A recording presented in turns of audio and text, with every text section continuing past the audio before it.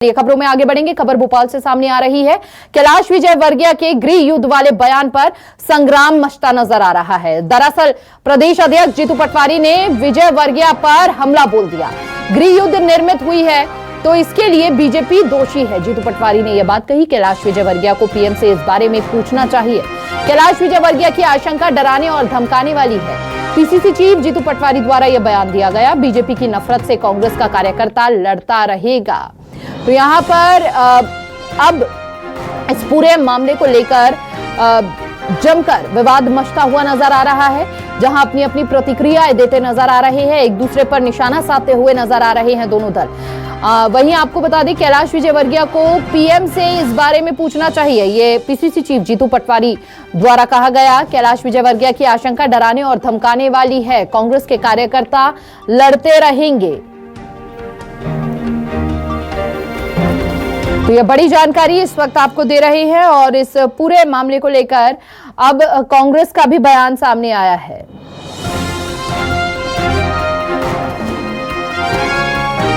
जिन्हें बड़ा विस्तार से कहा, मैं उसको दोहराऊंगा नहीं, पर यह बात सही है। मैं कल परसों किसी के साथ मिलिट्री के रिटायर ऑफिसर, वो काफी सामाजिक काम में, उन्होंने कहा 30 साल बाद इस देश के अंदर गृह युद्ध प्रारंभ हो जाएगा। 30 साल बाद आप लोग रह नहीं पाएंगे। ऐसी स्थिति बन सकती है जिस प्रकार की हमारे देश के अंदर डेमोग्राफी बदल रही है।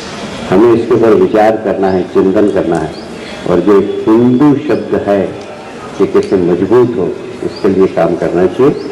मैं इस अवसर पर पूरी संस्था के पदाधिकारियों, मुछाल जी, अंकित जी, सबको बधाई देता हूँ। बहुत ही अच्छा हृदय स्पर्शी कार्यक्रम किया। ऐसे कार्यक्रम की आज के समय में आवश्यकता है, क्योंकि आज के समय में समाज को लोग जाति के आधार पर बांट रहे हैं। हमारी जवाबदारी है, समाज संगठित होगा, समाज ताकतवर होगा तो देश ताकतवर होगा।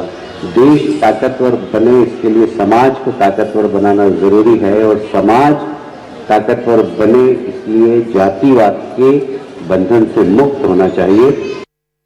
10 साल से बीजेपी का शासन है, 25 साल से यहाँ बीजेपी का शासन है प्रदेश में। अगर ये स्थिति निर्मित हो रही है तो इसकी दोषी तो बीजेपी है। अगर उन्होंने ऐसा कहा तो यानी कैलाश विजयवर्गीय ये बता रहे हैं कि उनकी सरकार निकम्मी है, इसलिए देश में ऐसे हालात हैं। इसलिए ऐसे हालात हैं कि प्रदेश में भारतीय जनता पार्टी 25 साल से है। तो मैं सोचता हूँ देश के प्रधानमंत्री को जाकर उन्हें शिकायत करनी चाहिए, जाकर उनसे बात करनी चाहिए कि देश के ऐसे हालात क्यों बन रहे हैं। देश में, ये देश अखंड है, ये देश का जो संविधान है उसकी रक्षा हर देश का नागरिक करना चाहता है।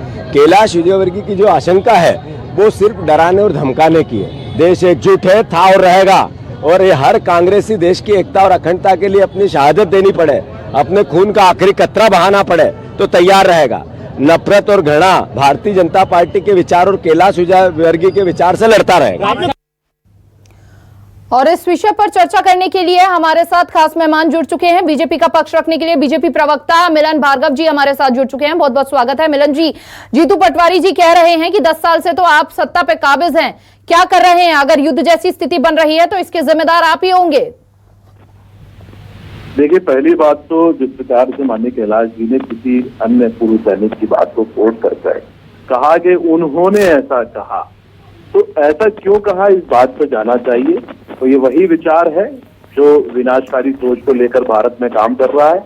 इनके ही नेता सलमान खुर्शीद कहते हैं कि बांग्लादेश जैसे हालात भारत में होंगे। इनके ही नेता पूर्व मंत्री मणिशंकर अय्यर कहते हैं कि जल्द भारत बांग्लादेश बनेगा।